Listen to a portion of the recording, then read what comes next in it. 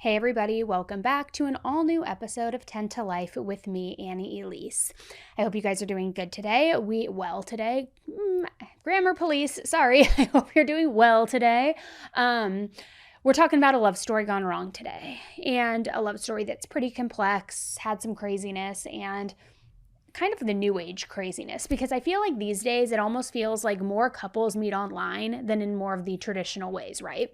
Whether somebody is looking for a real relationship or maybe just a one-night stand, it feels like dating apps can pretty much give anybody whatever they want. Just a simple swipe. That is assuming that everybody is being honest on the apps. But as we all know, people can lie on these apps. People can catfish. People can do all sorts of crazy shit. Maybe they might shave off a few years of their age, maybe shave off a few pounds, whatever they're doing. Or maybe they don't even use a picture that doesn't look like what they look like a catfish, something like that. And then sometimes people lie about even bigger things, like whether or not they're really single or not, or how serious of a relationship they're actually looking for, which I gotta say, why lie? Just go on Ashley Madison, right? But anyways, in today's case, we're talking about two women who connected on an app. But then one of them told a ton of lies, and basically every single thing she said wasn't true. And what was supposed to then be a fun one-night stand, it ended with a police standoff. Buckle up, guys. Let's jump right in.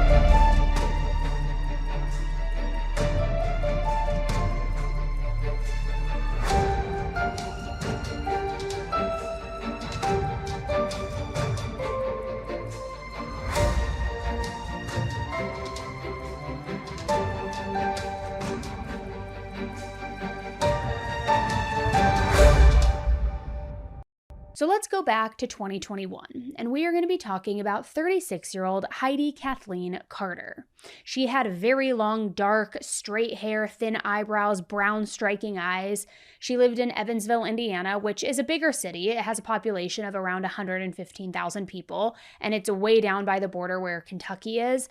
And even with its bigger size, it's actually a relatively safe place to live. The schools also make it a pretty desirable place to live, especially if you're looking for more of that suburban, laid-back lifestyle. Now, Heidi was a boy mom. She was a mother with some boys, and I couldn't find a ton of information out about her children and who the father was, but at least one of her kids was a teenager, and Heidi also didn't seem to have full custody over them. And that might have been because she was kind of the type of person who was in and out of jobs, relationships, and just about everything else.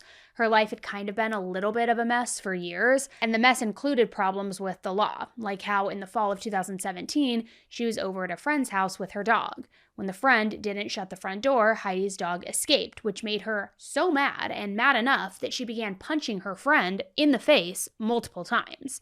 Then, after taking off, she actually came back to the house and she broke down the bedroom door to get at her friend one more time, who was now completely hiding from her.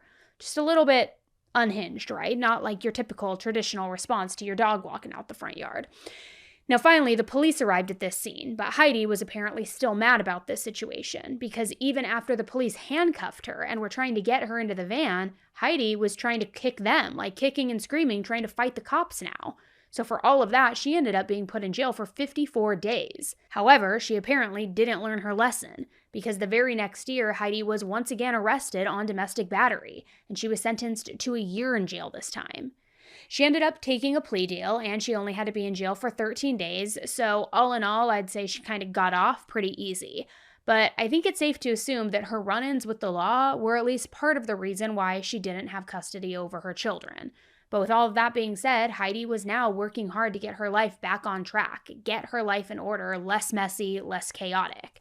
She had a lot of different types of jobs all throughout her life, including working as a car detailer, a repossessor at a repo shop, things like that.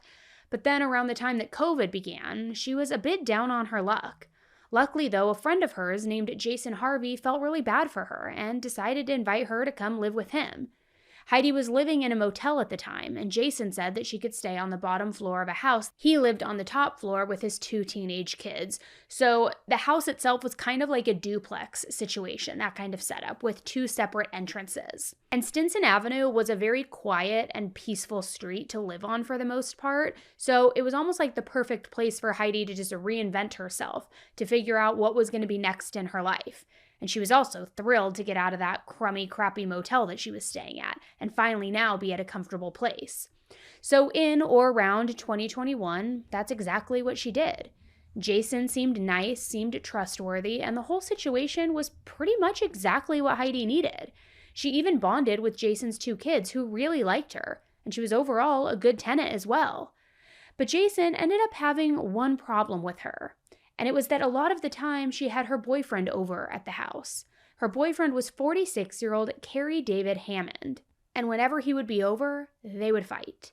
A lot. And Jason could hear all of the arguments, all of the fighting.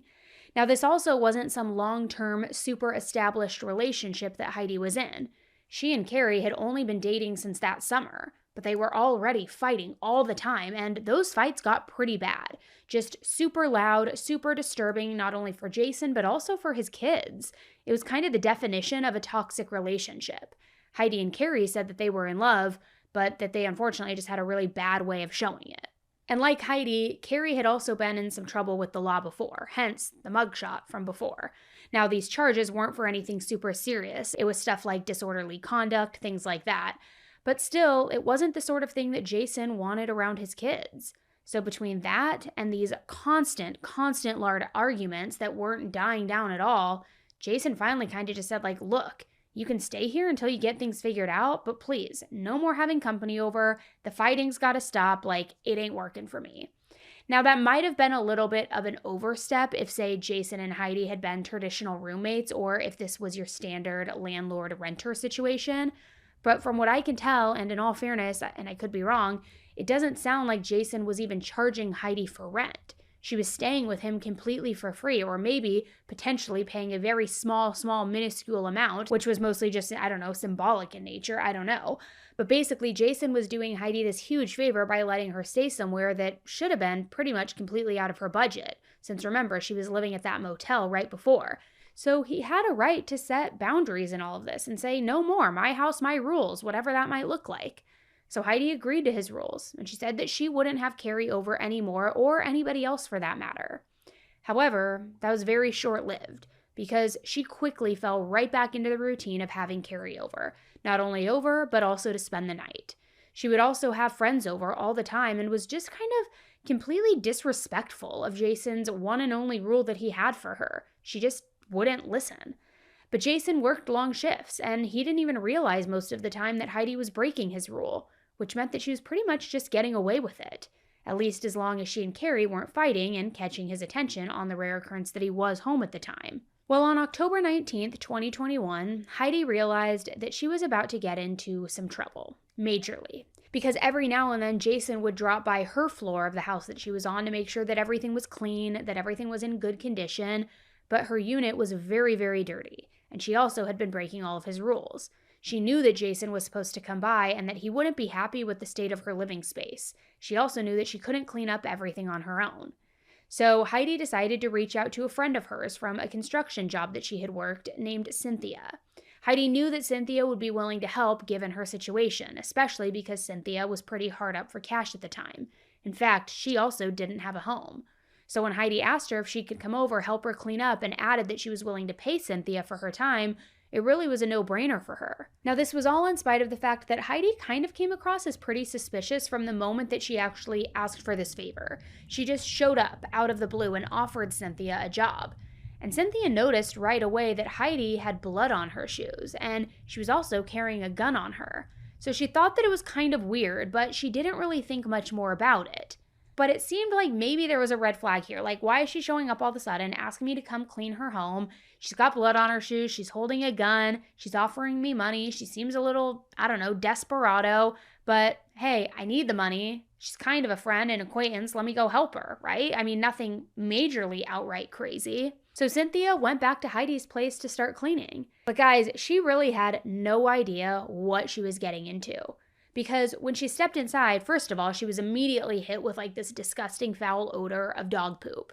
And the apartment was trashed. I mean, to say it lightly. I mean, it was, the word trash really doesn't even begin to cover it because the place was just sickening. There was clutter everywhere. There was mold. There were bugs. Heidi's entire half of the house was just disgusting. It was hard to imagine any person even living like this. And in one area, there was a rolled up blanket with just clothing piled on top of it, so high. Carey, the boyfriend, was there with Heidi, and they kept describing it as the Christmas tree, this area with all of the clothing. And I'm not sure why they called it that, because there didn't seem to be a tree there. I guess it's because the clothing was piled up that high that it almost looked as tall as a tree. I'm not really sure. But either way, this tree and this clothing pile, it smelled really terrible. And Heidi kept telling Carey to keep their dogs away from it multiple times, because clearly there was a lot of odor coming off of it, and the dogs went around sniffing it, trying to check it out, like dogs do. So now, upon seeing the condition of this place, Cynthia understood why Heidi needed some backup to tackle this mess. But before the two of them even started to clean, they ended up smoking meth with Carey. Now, this wasn't unusual for Heidi or Cynthia. They were friends. They had both done some drugs together before. I guess maybe they wanted, a pick-me-up or a high before they went to town scrubbing down this filthy pigsty. Who knows? But they decided to smoke a little and then get to work. So after Cynthia took a couple hits from the pipe, she began to clean. She and Heidi hit the front rooms of the house first, and while there, she couldn't help but hear bickering between Heidi and Carey. Pretty standard, right? She was also in the same room as them for the majority of the time, but the fight kept getting worse, and it was now starting to turn ugly. And Heidi and Carey didn't even seem to notice or care that Cynthia was there, and she was overhearing all of it. She was hearing all of their dirty laundry, and I guess quite literally, seeing their dirty laundry. So finally, to cool down a bit, Heidi decided to go get some food and some cigarettes from the store, just to get out, have a little breather, take a little her time. After a little while, Heidi came back, but she didn't have any food for anyone, and she also didn't have any cigarettes. So I'm not sure where she went, or if maybe she just hoarded it all for herself, but either way, Carey, who was already annoyed with her, got even more angry. So the two of them picked right back up where they left off, just started fighting. And I definitely don't think I need to say that this was super awkward for Cynthia. Their argument was kind of all over the place too, but it eventually shifted focus to a missing car key. Carey thought that Heidi had the key, but she said that she didn't. He didn't believe her, and he said he wanted to strip search Heidi for this key. Then he said to her, quote, "I'm going to smash your head in like I did earlier." Which I gotta just say, can you even imagine how uncomfortable Cynthia must have felt in that moment? Nothing is more awkward than being in the same room as a couple who's fighting, and I'm sure she probably thought no amount of money in the world was worth being there at that point. But then to hear how it was escalating, to hear how bad it was getting, and not only that, but being in the house that was just so gross. Understandably, she wanted out. She wanted to get the heck out of there. So Cynthia said that she wanted to go, but Heidi turned to her and said, "That isn't a good idea." So in that moment, Cynthia's stomach, it just completely dropped. She knew something was weird here. She knew that the whole vibe, the energy was off, but now Heidi's telling her it's not a good idea for her to leave. And then Carey took Cynthia's cell phone away from her. He was afraid that she was going to call 911 on him. So it was like something was starting to unfold right out of a horror story. It was like she couldn't do anything to stop what was coming next, and that she couldn't escape this house of horrors, this terrifying situation. But then after a little bit of time, Carey gave Cynthia the phone back, as long as she promised not to use it. But then later, Heidi and Carey caught Cynthia using her phone in the bathroom. So they took it away again. Now, I can't blame Cynthia for trying. Who wouldn't want to be calling for help in that situation? They're not letting you leave. You realize that this situation is getting dangerous. Anybody would want out. And at that point, Cynthia felt trapped. It felt like she had no choice but to do whatever Carey and Heidi were telling her to do. And one of the things that they told her to do was they had ordered pizza earlier, and Carey told Cynthia to go sit on top of that Christmas tree, that pile of clothing, to eat. She did what she was told to do, but she felt like it was kind of odd that he would want her to sit there out of all places. And then while she was sitting there, eating, minding her own business, she heard a woman's voice. It was coming from a back bedroom. And the woman sounded like she was in distress, and she kept asking to use the bathroom. Now again, this was just adding to the complete horror show. It was terrifying. But Cynthia was also scared herself, and she didn't feel like she was in any sort of position to do or say anything. So she kept sitting there. And then when she reached down, she felt something human-like in that piles of clothing. Inside that pile, what she was sitting on, inside that Christmas tree pile. And when she looked down, she finally realized that it wasn't a Christmas tree. It wasn't a Christmas tree standing or covered in clothing or wrapped up in a blanket.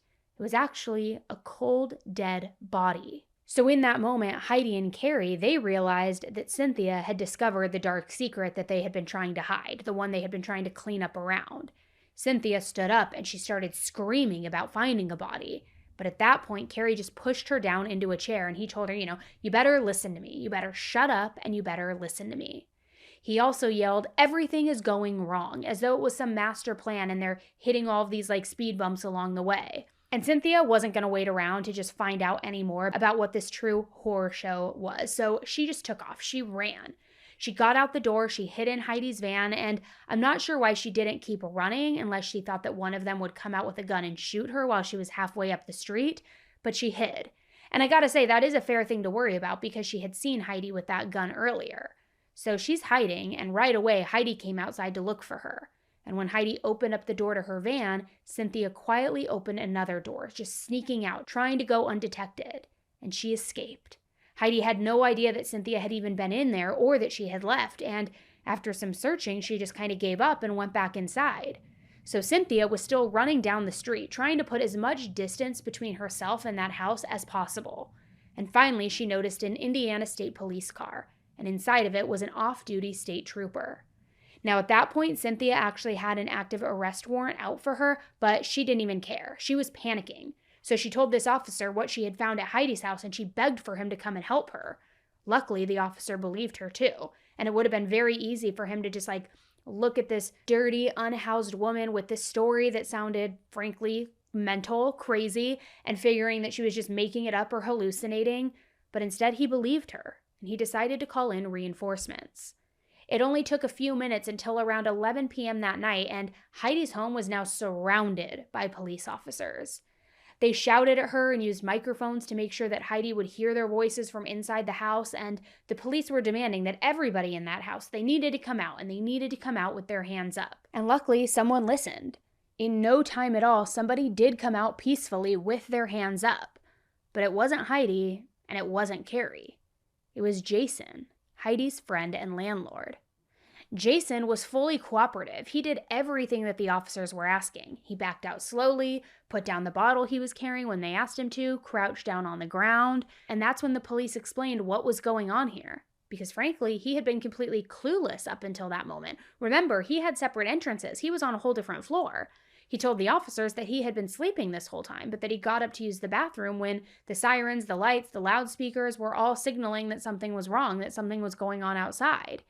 He also said that his children were still upstairs sleeping, and he didn't want them to have to come out until he was out there and knew what was going on, knew that it was safe. So then, a little while after that, Heidi finally came out of the house, and the police searched her and they found a gun in her pocket. Now, as for Carey, it seemed like he was staying put inside, but the officers could see him peering out of the doorway. They told him he needed to come out, but he refused. There was a little bit of back and forth, but then finally, after about 4 minutes, he stepped outside. But he didn't do it peacefully. Carey came out in a shooter stance, kind of cocking what looked to be a gun. And then as soon as the police saw it, they instantly shot Carey, multiple times. They hit the windows, they hit the house, they hit everything, which is terrifying because if you remember, Jason's kids were still inside that house. They were still upstairs sleeping. Carey was pronounced dead right away. And when the police took a closer look at what they thought was a gun in his hands, it was actually a selfie stick, and he had bent it into the shape of a gun. This led them to believe that Carey probably wanted to be shot to death, because there was no other reason for him to pretend to be armed and dangerous if he really wasn't. He must have decided to get shot on the spot rather than go to prison for whatever they were about to catch him doing or catch him having done. Well, once Carey was down and Heidi was in custody, the police officers figured that it was safe for them to go inside. So first, they checked on Jason's kids, and they confirmed that they were okay, and then they brought them out to safety. Then they went into Heidi's level of the house, and what they found was not so safe. Inside, they found a woman tied up and shackled in the bedroom. Now, this must have been that woman that Cynthia heard begging to go to the bathroom earlier. Luckily, she was still alive, but she had a visible wound on her head. The woman was 42-year-old Amanda Siebe. Shortly after rescuing Amanda, the officers had to get a search warrant to go through and look through the rest of the house. When they did that, they eventually uncovered what Heidi and Carey had been trying to hide in what they had been referring to as that Christmas tree area. It was Amanda's boyfriend, 50-year-old Tim Ivey. Tim was dead, and it wasn't evident right away how he had died. But whatever the cause of death was, the officers knew that it was very, very gruesome. As it turns out, Tim had actually been restrained, duct taped, strangled, and beaten to death. So now, the police had a lot of questions. Namely, why did Heidi and Carey bring Amanda and Tim to their house? Why did they beat Tim? Why did they imprison Amanda? And how did they do it? Well, after Amanda received medical treatment at a local hospital, she told the officers everything.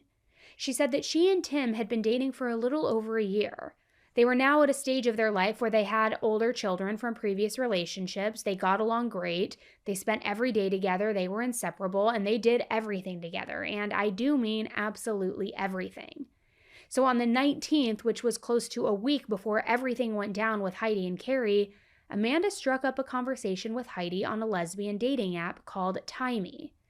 Heidi was actually the one who reached out to Amanda, and Tim was okay with Amanda going on this dating app because he liked to join her in these encounters. Like I said, they did everything together, including sexual escapades. Meanwhile, Heidi had used dating apps with Carey a couple times before so that they could meet people for sex because they weren't exclusive and they also weren't monogamous. But weirdly, when Heidi was messaging with Amanda, she said that her boyfriend didn't want them to hook up, which is weird because if you're not going to be meeting up and dating people, why even log on to the dating app in the first place? Why reach out?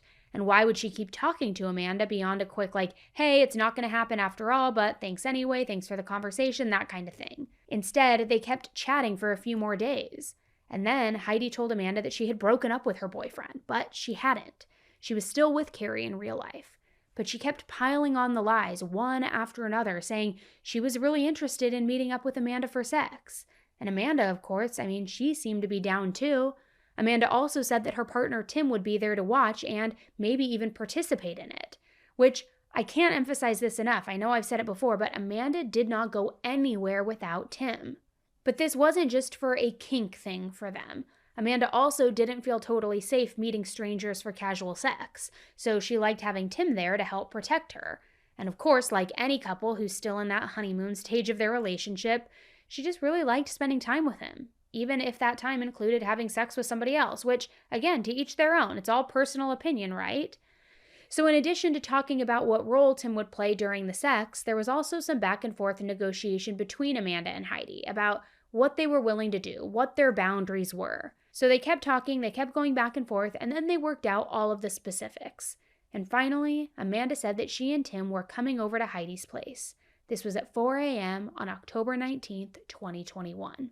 When they got there, the three of them started drinking, they started doing some meth, just partying, hanging out. But as she was telling all of this to the police, Amanda was very careful to mention that even though some of the timeline from that night was still a bit mixed up in her head, she still remembered almost everything in crystal clear detail. Amanda said that the meth didn't affect her memory whatsoever. So then she said after they were finished with the partying, with the drugs, they decided to have sex. However, while all of that was going down, all of a sudden, Carey just came flying into the room like a bat out of hell. He was absolutely furious to see the three of them in bed together. He flew into just this undescribable rage. And he was especially mad that Tim was there. So he got a baseball bat and he started beating Tim. Beating Tim, beating Amanda, and just going to town with it. And right away, they were beyond bloody. Then, with Heidi's help, he restrained Tim and Amanda with Velcro and with duct tape. Tim started fighting back, and it ended up taking both of them, both Heidi and Carey, working together to be able to tie him down because he was strong, he was resisting it, he was fighting for his life, quite literally. Amanda told the police that she didn't know who did what, whether it was Heidi holding Tim down while Carey put the restraints on him, or if it was the other way around, or maybe they were each doing a little bit of everything. But either way, both of them were working together to get him all tied up. And actually, there had already been 2 pairs of restraints attached to the bed before Tim and Amanda even came over that night. It was unclear whether or not those were set up ahead of time for the purpose of restraining Tim and Amanda or not, or if they had been used maybe in a previous encounter. But after Tim and Amanda were completely tied up and couldn't get away anywhere, Carey began assaulting Amanda in a sexual way. and then he beat Tim even worse than he had before. And Heidi was actually yelling and encouraging Carey through all of this, giving him permission to do whatever he wanted to Amanda, which was pretty surprising because up until that point, Heidi hadn't really been acting like she wanted to hurt Amanda and Tim. But now she was totally on Carey's side while he was attacking them, so it didn't make any sense to Tim or Amanda. Heidi even told Carey to do all of the different things that Amanda had previously said she was uncomfortable with, all that stuff that they had talked about when they were first having the conversation on the app about their boundaries. It was like she was literally egging him on to make this assault as horrifying and as personally humiliating for Amanda as she possibly could, as doing everything that she had said she did not want to do. And I have no idea what exactly these things were because they weren't made public. But what made it even more sick and more twisted was that Heidi was getting excited about it. She almost seemed thrilled to be shouting out all of these vile things for Carey to do to Amanda, as though she was getting off on Amanda being tormented, being assaulted, being humiliated. It's horrific. Honestly, it's so disgusting. And remember, it's not like there was any option for either Amanda or Tim to try to escape and run away, because the whole time, Heidi was standing over them watching with a gun, threatening that she would kill Tim and Amanda if they tried to fight back or ever tried to escape. She also said to them, "I know someone in Indianapolis who knows how to get rid of a body." So as scary as that was, Heidi and Carey also started threatening Tim and Amanda's families. They took both of their phones, they went through them, pulling up people's names and addresses, making this big show out of everything that they could figure out, like how Amanda had a teenage daughter. So on top of all of the physical abuse, they were now also psychologically torturing them as well. Amanda was so tightly restrained that she could barely even move a couple of inches in either direction. She was trapped with nowhere to go, and she had to spend every single minute wondering whether or not she was going to get beaten again, if she was going to get harmed in a sexual way, if she was going to be killed. And then a few hours went by, and Heidi ended up leaving the house for a little while. While she was gone, Tim tried to escape, but unfortunately, Carey noticed this, so Carey started kicking him. And keep in mind, he was wearing steel-toed boots while he was doing this. But Tim just didn't lie there and take it. He fought back as hard as he could, which unfortunately wasn't that successful because, remember, he was still tied up. And Carey could move freely, so he was getting angry that Tim was fighting back, so he decided to grab a belt and he strangled Tim to death with it. Then, once Heidi returned from wherever she went, she found Carey wrapping Tim's lifeless body in a blanket. She said she could help move the body to somewhere else in the house and that she would help out with this, and so that's when they decided to create this awful Christmas tree area together. At that point, Carey and Heidi didn't know what to do with Amanda though, so they just left her in the room, tied up. And then that's when Heidi reached out to Cynthia to have her come over to help clean up this entire mess. So once the police learned all of this from Amanda, they ended up sitting down with Heidi. They wanted to get her side of the story. She admitted that she had been using dating apps before with Carey and that he encouraged her to do this. But for whatever reason, she says he wasn't comfortable with her having Tim and Amanda over when he was working and when he was out of the house. But for whatever reason, she ignored him and she decided to have them come over anyway. Heidi said that she drank alcohol, she used drugs, all with Tim and Amanda. She also said that it felt pretty awkward when they first arrived, so she took a shower while Tim and Amanda were just hanging out in the living room. But then she said after she got out, she asked them if they wanted to have sex, and they said sure, so that's what they did. Which I don't really know if this is how it always goes with swingers, if it is just so casual and it's very matter-of-fact, very transactional, maybe it is, or maybe if it was different because it was more of like a House of Horrors drug den situation here, I'm not really sure, but it seemed kind of like a simple exchange. And then from that point onward, Heidi's story was pretty much the same as Amanda's, other than one not-so-minor detail. She said that while she helped Carey kidnap Tim and Amanda, it wasn't because she was into it. In fact, she didn't want to have anything to do with the violence, according to her. Instead, Heidi said that she was afraid of Carey. She knew that he could become dangerous and that he could become violent whenever he didn't get his way. So when she was egging him on and acting like she was into this assault and that she wanted him to do all of those things, she said it was all an act. It was her way of keeping Carey happy so that she could stay safe. And in fact, a few times when he seemed like he was going to lose it and do something really, really dangerous, she said that she did what she could to calm him down. And she reminded the police that she wasn't even at the house when Carey killed Tim. But apparently, while she was out of the house, he did call her to let her know that he had killed Tim and that there was a lot of blood. So then the police asked her, okay, well, why didn't you call the police at that very moment when he called you? She was out of the house. She wasn't in any sort of immediate danger. She didn't need to worry about keeping Carey happy. So why go back to that house? Why help him clean it all up? Well, Heidi then broke down crying at that moment. She was sobbing and sobbing. And it was hard for the officers to understand exactly what she was saying through all of the tears, but essentially she just repeated that she was afraid of Carey. She said she had this love-hate relationship with him and she didn't know what to do. Then at one point she said, quote, "There are a lot of things that I should have done differently." I'll say. Then she went on to ask this officer, "You think I'm just the same as Carey?" And the officer replied, "I think you're just as responsible as him for the crimes that happened in your home." And let's be honest, the officer had a really good point. It really didn't matter whether Heidi was the one who actually choked him to death or not, because she did absolutely nothing to stop it from happening. I had 2 knives I know for sure that he didn't know I had.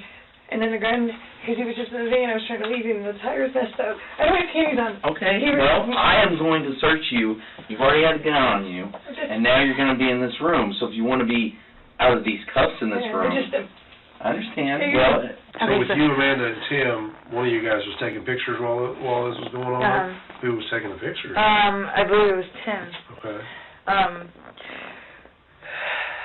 Okay, so, I'm sorry. Were you guys in the middle of doing your sexual stuff when Carey came in? Yeah. Okay, and he got pissed off. Yeah. What did he do then? Well, like I said, he had hit him, he had hit her, and then And you said hit, was this hands, fists? He was using different things, like weapons? What? Yeah. I mean, what?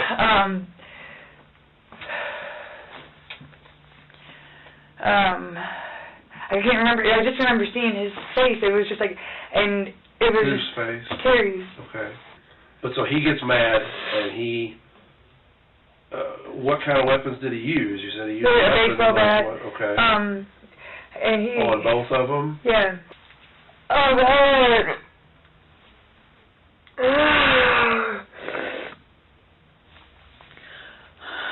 Okay, so what happened after? He hits them with the bat a few times. He's just flipping out. Like, he's got this crazy rage look. And I feel like it was, this was in the morning time. And I'm trying to just calm him down, and he ties them. I can't. You said you sort of tried to stop him from beating them. Yeah. Did you call 911? No. Did you try to at any point? No, I didn't even say nothing to him about it, no. Okay. No, this man's threatening my kids. Did you tell him, did you tell him to stop? Did you try to, physically make him stop? To the best that I'm able to. What did you do? I'm yelling at him, trying to grab his arm. I remember the last real attempt, besides, no, that's not the last real attempt, because there was times where I literally, I stood in, and I also thought that I was bringing comfort to these women as this was going on, that they seen that I'm standing up to him, and I'm trying to,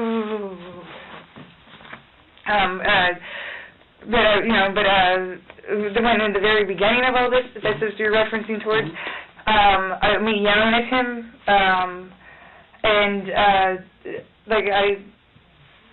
just remember I tried to grab at his arm, and he he reared back, and I just seen this crazed animal look in his eyes, and man, he's crazy. When Tim's being taped up, Amanda's being strapped into the restraints that you guys already had in the room. Did you help him in any way? I think to a certain extent, with I did, because I didn't stop it. I didn't grab the tape. To a certain extent, I guess, because I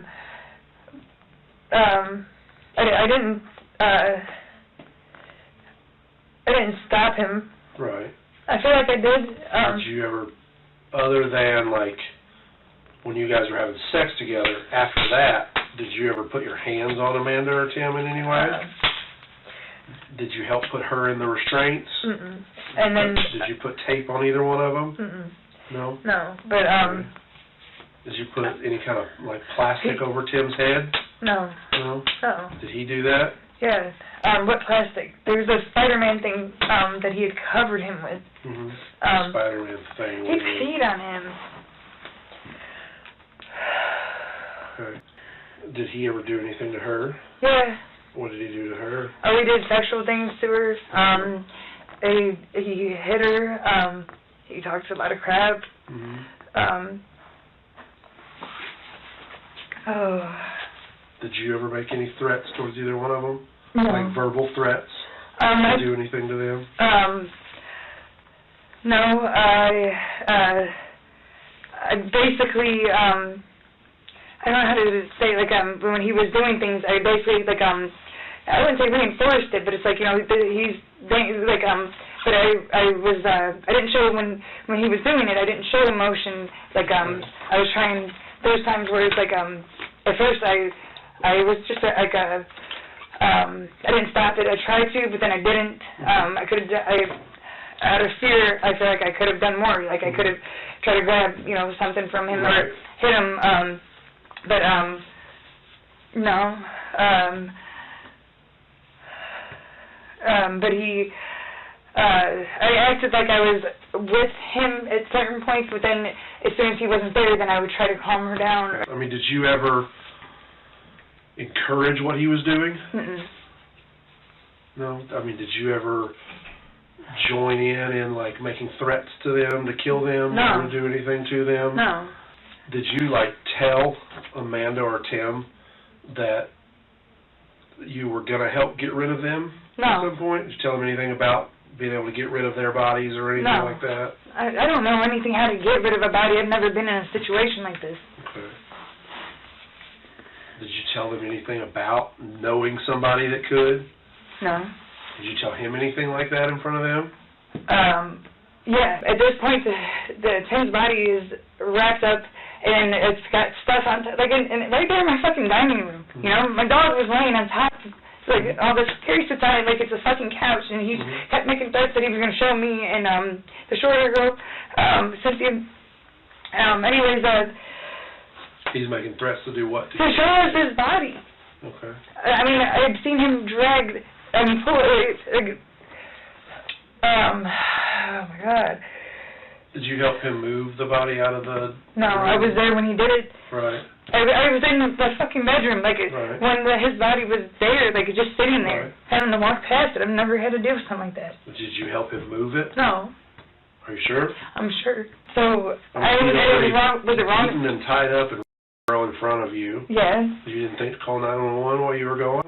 I did. That's why I was trying to talk to her, like, you know, make hints at it. You know, it was right, like, I was trying to call 911, but not being the one that called 911. Why not? Because then it would, You could have called. Why not get her out of the house completely? Because what's going to happen if, while I'm trying to do that, that's why I decided I'm going to have to kill him. Mm-hmm. Do you know how hard of a decision that is? I love him. I hated him. I wanted to get away from him. He was abusive. Mm-hmm. You know, like I said, on my birthday, he did a bunch of bad shit and broke my, like, it just, anyways, Have you ever called us before for any of the stuff he's done? No. No. Ever tried to file any charges against him for anything? No. No. Why not? Because I didn't feel like it was going to help. How did you come to find out that Tim was dead? He told me when I was on the phone. Okay, and what did he tell you happened? Did he tell you how he did it? He didn't tell me. But he said that he had done it. And you said earlier he said something about his bare hands? Yeah. So what did he tell you? He didn't go into detail, okay? Well, that's a detail right there. Well, that is detail, but he said with his bare hands, and he had blood all over his pants.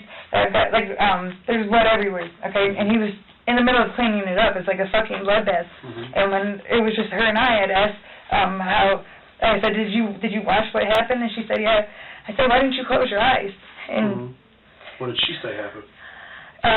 She said something about him beating him, and then something about, like, strangling him with something. So there's some things that Amanda told me. Spent some time with her at the hospital.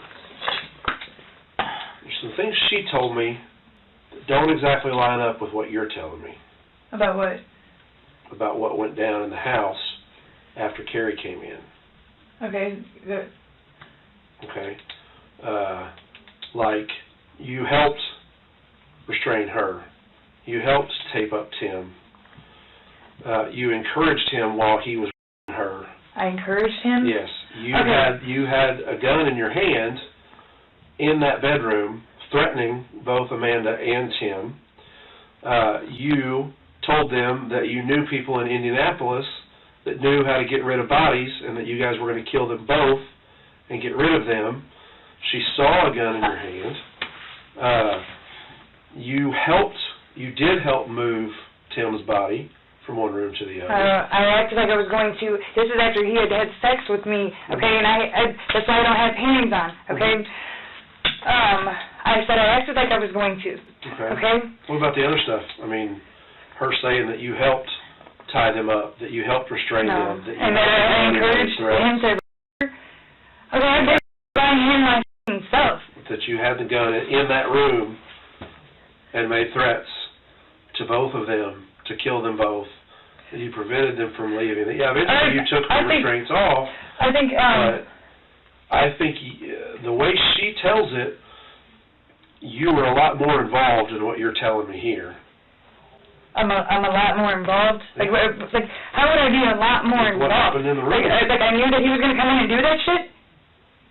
Maybe not that, but that you were involved in holding them captive and restraining them and being a party to all of this stuff that happened in the room and making these threats and having the gun in the room. What does it benefit her to make this stuff up, though? You know what I mean? She just got beaten and watched her boyfriend get murdered all in front of her today. I know, that's what I said. So why would she just make stuff up about you if it didn't actually happen? So what is this, like, what is she saying that what is she? She's saying that you helped him. That I helped him? Yes. No, I didn't help him. That you helped him.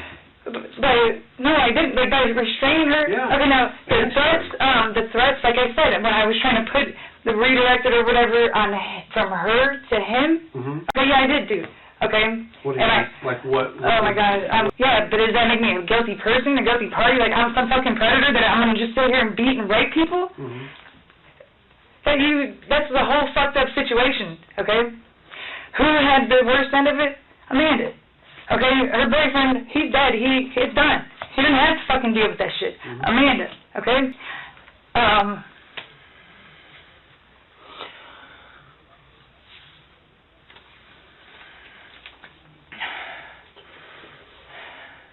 If I was any part of wanting any of the shit to happen, I wouldn't have stopped him from doing it. You say you never had the gun inside the house.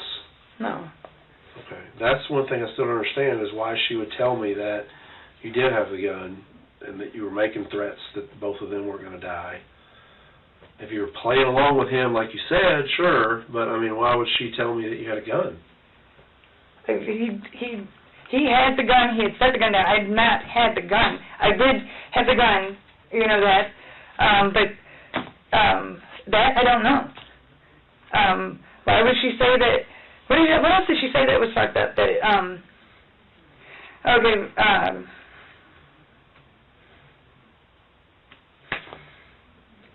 I'm sitting here.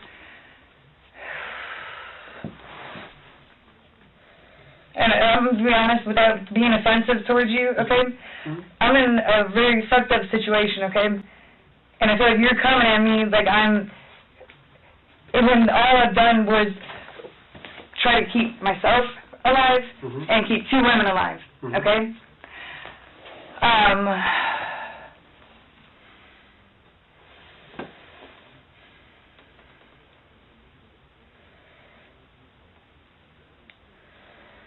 I can be a very violent person, okay? If somebody does something wrong, I can be. These people didn't do anything wrong. Right. Did you, in any way, have Amanda and Tim over there to have sex with them knowing that Carey was going to come in and catch you guys? No. Like to piss him off? No. If you guys have been fighting or whatever, was it a thing to just make him mad? No. Did you see what happened? No. Can you tell me? Or should I not be able to handle it? I mean, we ended up having to shoot Carey because he had something that looked like a gun. You killed him? Yeah, our officers did. Okay. So. That's, He came out, had what looked like a gun in his hand, and wouldn't put it down, so. I was thinking about killing him myself, like, and that was a fucked up thing for me to have to, Ultimately, I think that Amanda has no reason to lie in any of this, okay? She went through a lot she did. today. She went through a heck of a lot. She is now, you know. So, don't tell me something that's gonna, please don't. What? Oh, I think you're gonna tell me something, like, I don't know. No, I just said. She's lost her boyfriend.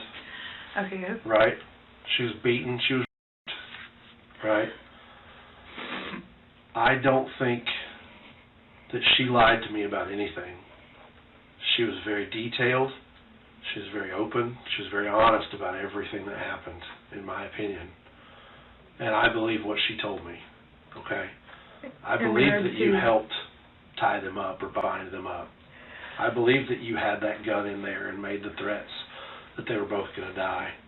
I believe her when she tells me that you told them that you knew people, they could get rid of their bodies and all of those things. I believe her when she tells me that you had a much bigger part in all of this than what you've told me. If that's the case, then why would I do the things that I was... But what did you do? You did nothing to help them. In the beginning, and then, because he even said... Because I did nothing to help him? No, okay, if I saw an opportunity to keep myself alive, okay? Mm-hmm. You left. You were gone from there. And I tried... You could have called 911. And you know what, if I wanted... You could have done a million different things to get help. So you're saying I did the same shit as him? What are you saying? Yeah. You think that I'm just the same as him? Maybe not the same type of person. Well, no, then wait, because I couldn't help somebody because I'm trying to keep myself alive? For the crimes that took place in your house, oh my God, you are just as much as responsible as he is. Absolutely. 100%. You are completely as responsible. That's what you fucking think? Absolutely, that's what I think. That's what I know. Based on all the evidence that we have.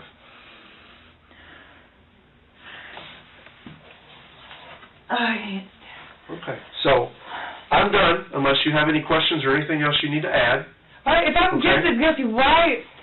you're not my judge, you're not my jury or nothing, okay, But I'm the one responsible for investigating this, and that's what I've done all night long. Okay. From every angle I've looked at this and talked to everyone that was involved, other than Carey and Tim, because they're both dead. Can't talk to them, right? So with that being said, Heidi was arrested, and she was booked into the county jail for charges of murder, 2 counts of intimidation with a weapon, assault in a sexual way, 2 counts of felony criminal confinement, assisting a criminal, carrying a handgun without a license, and for abuse of a corpse. But given all of the excuses that Heidi had given during her confession, the police knew that they had their work cut out for them if they wanted to prove in court that she really was responsible and not just intimidated into helping Carey. They also needed to determine whether or not the kidnapping and the murder was planned or not. I mean, Amanda and Heidi both said that they scheduled their meetup for a time when Carey wasn't supposed to be home. So the question was whether or not he got back early and actually surprised Heidi, or if she always knew that Carey was supposed to get home. And this was all sort of scripted in advance. When Tim's autopsy was released, it was an exact match for what Amanda had said. He had been strangled to death. But then in a weird twist, the month after her arrest, Heidi's felony murder and assault charges were dropped to accessory to murder and accessory to assault in a sexual way. And this was because the police determined that she helped Carey facilitate everything, but she didn't actually do the killing or the assault. So not as serious as her original charges, but still serious enough to get her put away for a very, very long time if proven guilty. Heidi's trial began at the end of November 2022, and unfortunately, no cameras were allowed in the courtroom, but a lot of the reporters gave pretty detailed accounts for what happened. Not surprisingly, Heidi's defense team made an argument that matched up with what she told the police.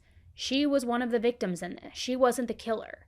They said that the only reason that the state was even going after Heidi was because they wanted someone to blame for Tim's murder. And since Carey, the real killer, was shot to death by the police, they were now trying to pin this whole thing on Heidi instead. Or as they put it in their opening statement, because he is dead, because he was killed by the police, the state of Indiana had to choose their perpetrator. and that is Heidi Carter. The prosecution's team's biggest piece of evidence against that argument was having Amanda go on the stand, give her description of what exactly went down that night. And she did not shy away from getting into every horrifying graphic detail. And when she talked about getting hit with that baseball bat, she said that it was the worst pain that she had ever been in. It was sheer, blinding pain. I feel like Amanda's testimony was also crucial for the prosecution. She had nothing to lose by telling the truth in all of this. I mean, she was honest about everything. She didn't hide the fact that she was doing meth or anything else about it. She just spoke about her experience, truthfully and freely. And Cynthia, that friend of Heidi's who came over to help clean, also talked about everything that she had been through. But the jury was made aware that Cynthia did have prior convictions for fraud and for false informing, and that she was currently incarcerated on a theft charge and waiting for her trial to begin. So there was a little bit of a room for debate about how credible she truly was. The good news is, on top of the witness statements, the courts got to see over 120 pieces of evidence, including that baseball bat that Carey used to beat Tim and Amanda with. They also saw body and ring camera footage and Heidi's 2-hour-long interrogation, during which, I should mention, Heidi claimed she didn't have a gun on her in the bedroom like Amanda said she did. The body cam footage also showed officers going into Heidi's home to rescue Amanda, who was just completely freaking out and sitting in this pool of blood. It also showed Tim's body, and when that came up on the screen, Heidi couldn't even stand to look at it. She just ended up looking down at the floor. And that's on top of the fact that she was already pretty fidgety and nervous throughout the entire trial. So Heidi's lawyer advised her not to take the stand, so she took that advice and she just sat there and stayed quiet. There was also footage of Amanda's interview from her hospital bed, during which she said that it was Carey who held a knife and a gun up to her face, not Heidi. Now this contradicted what she had said during her testimony on the stand, which could just be a result of Amanda being confused after all of the traumatic things that she went through, but it wasn't a great sign about her credibility. If she misremembered that detail, she might have misremembered other details as well. On December 1st, after 12 hours of jury deliberation that went well into the night, shockingly, the jury came back saying that they could not reach a unanimous decision. And when asked if they needed more time, the jury foreman said, "I don't think that would be helpful." It was a total shock to everyone, especially given all of the evidence that the prosecution team had. But like I said, there were issues with different witnesses and how reliable they truly were. There was really no easy way to know what was going on in Heidi's head and to tell if she had planned anything in advance or if she was only helping Carey because she was scared. It was truly a tough thing to decide. So a couple of months later, in February of 2023, Heidi's retrial happened. The lead prosecutor on the case told the jury, "I believe the only question is going to be, did Heidi help him? We argue she did." But again, the defense was sticking to the story that Heidi was a victim, and they labeled her as an easy scapegoat and said that it was actually Carey who was the guilty one. Now, a lot of that trial was just a repeat of the first one, but I did find something interesting that happened on day one.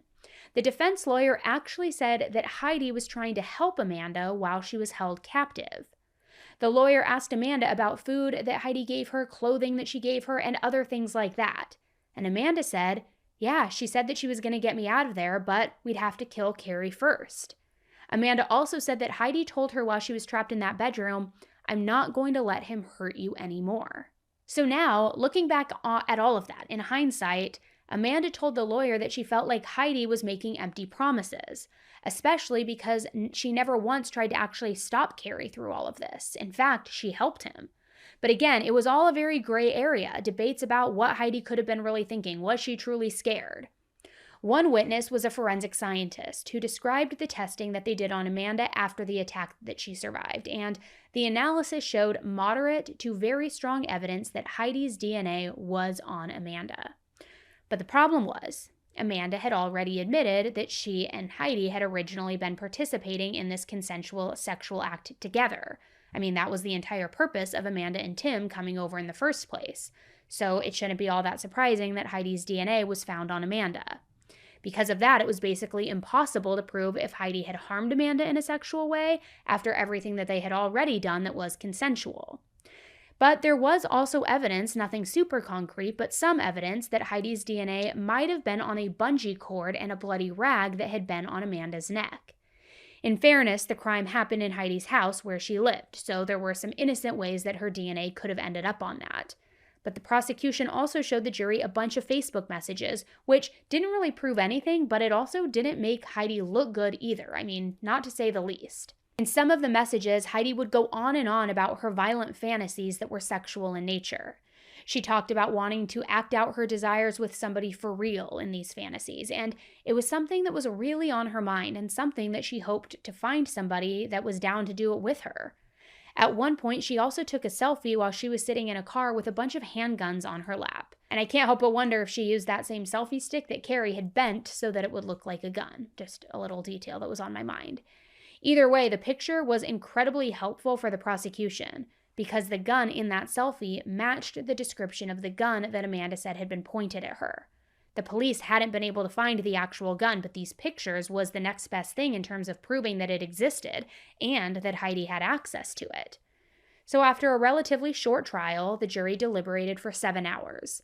The prosecution team was starting to get nervous that they would have another mistrial or that justice wasn't going to be served for Tim and Amanda. But then finally, the jury came back a little after 8 p.m. saying that they unanimously agreed that Heidi was guilty on all charges. And that next month in March, Heidi had her sentencing hearing. This was when she finally decided to speak up, and I guess she was now looking for the judge to take mercy on her. She doubled down on all of her earlier excuses too, saying that she wasn't a monster, she was just a victim. She said, yes, I was living in sin, but did I commit any crimes? No. Under the circumstances, I did the best that I could. I'm a victim too. I don't think that the judge was swayed, especially because he also heard from Tim's children who didn't have a father anymore and now had to move forward knowing how truly brutal his last moments on earth were. Tim's daughter said in her victim impact statement, "The only man to truly understand me is gone, and it feels like most of me went with him. I will never understand or recover from this." Just a truly heartbreaking statement. Heidi ended up getting 65 years in prison for all of her charges combined. And because she had already had time served, which was about a little over 500 days, it wasn't much to shave off, so she'll be spending the rest of her life in prison. She does seem to be cheerful, though, even behind bars, because she has quite the profile on a little website called meetaninmate.com. Her profile also says she isn't sure when she will be released, so I don't know if that means that the last time she updated it was before she got her sentence, or maybe she's hinting that she thinks she'll get out early on parole, or maybe she's planning an appeal. Who knows? But here's a little section from her profile. Spunky, fun, and full of fire. Loves to text and talk and write. Does yoga and works out every day. Has a colorful sense of humor and loves to laugh. Likes things that are interesting and loves to learn new things. Identifies as a Christian mystic. Believes in God, but also in the tarot, psychic readings, and palmistry. Loves to talk dirty and is a very sexual person. This girl has a very strong personality and loves a challenge. Now, guys, not only is that kind of cringe to me, but I'm also so curious who actually writes to people on these sites, because I know people do. What kind of person does that take? Anyway, Amanda was happy that Heidi was found guilty and that she didn't get labeled as the victim, because she also didn't buy that story for a single second. She needed to pay for her part in it because she was acting like she was a victim, and Tim was the victim. I was a victim, but she wasn't in any way, shape, or form a victim. In fact, usually victims who are assaulted in a sexual way aren't named in these types of cases. But Amanda wanted to come forward so that she could really share what went down and make sure that Heidi was punished. And like I said, she was really open about her experience and almost matter-of-fact about it, which is pretty impressive when you think about everything that she went through and how it changed her life. I met her on a lesbian dating app, and we were trying to arrange to get together. It's not anything we hadn't done before. She says Hammond was expecting Carter to be there with another woman when he arrived home from work, but Ivy was an unexpected guest. He knew that it was happening. He knew what was going on. He didn't know that Tim was there. He wasn't supposed to be there. But I didn't go anywhere without Tim. That was, that was part of how we kept ourselves safe. They restrained us right after they hit me on the head, and right after they restrained us immediately. So, and they were already put in place. The restraints were already attached to the bed where they put the 2 on one post and 2 on the other. So, like I said, it was planned because they knew already what they were going to do. He fought to the last breath. When Carey came in there and was kicking him, it was like he knew it was his last chance. And I think if he hadn't been already duct taped the way he was, he could have overpowered him because he fought like hell to try to get him. It takes a minute for me to even trust you at all, you know. I don't leave the house much. Pretty much changed my entire life, how I do things or how I look at situations, how I look at people. I'm also really glad that Amanda didn't have to go through all of that recovery after the attack on her own. She told the press about how her daughter had been right there by her side the whole entire time for her. She said, "She went through it with me. When I came home, she went through a little trauma, and we've had to come back and try to figure out how to do it together. I don't know. I spent the last year and a half so focused, so much on the trial, that I don't know exactly what is next." Amanda's also in a new relationship as of now. Now, this entire case really surprised me from start to finish. I feel like it escalated so quickly. Like, how did this seemingly nice, middle-aged couple get mixed up with this violent meth addict couple? And I know you're rolling the dice whenever you do use a dating app, but this, I mean, nobody expects a one-night stand with strangers to turn into this disgusting house of horrors with torture, assault, murder, all of these things. And I also wonder, if they didn't get caught, would Heidi and Carey have gone on to become serial killers? Like, they wouldn't be the first couple to go on this killing spree basically out of nowhere, right? But let's be honest, they did such a bad job covering up the first murder, so I would believe even if they did try to get away with it and go further on, they would have been caught sooner or later either way. That's just my personal opinion. I mean, also, why would Heidi have invited Cynthia over to clean when she not only had a dead body in the living room, but she had Amanda still alive in the bedroom who was talking out loud? But then I can't help but wonder if they just planned on killing her too once they got the house cleaned. Maybe that's why they had refused to let her leave and took her phone. Who knows? Maybe her life was spared by like a stroke of good luck. I'm also curious if any of you actually think that Heidi was actually the victim in this situation. If Carey hadn't been shot and killed, would Heidi have gotten off on a lesser charge like her lawyer said? Let me know what you guys think about this case, and if you're happy with the outcome, let me know in the comments below. Thank you guys for hearing today's case and listening to today's episode. Don't forget to subscribe to the channel so that you don't miss future episodes, and thank you again. Until the next one, stay safe.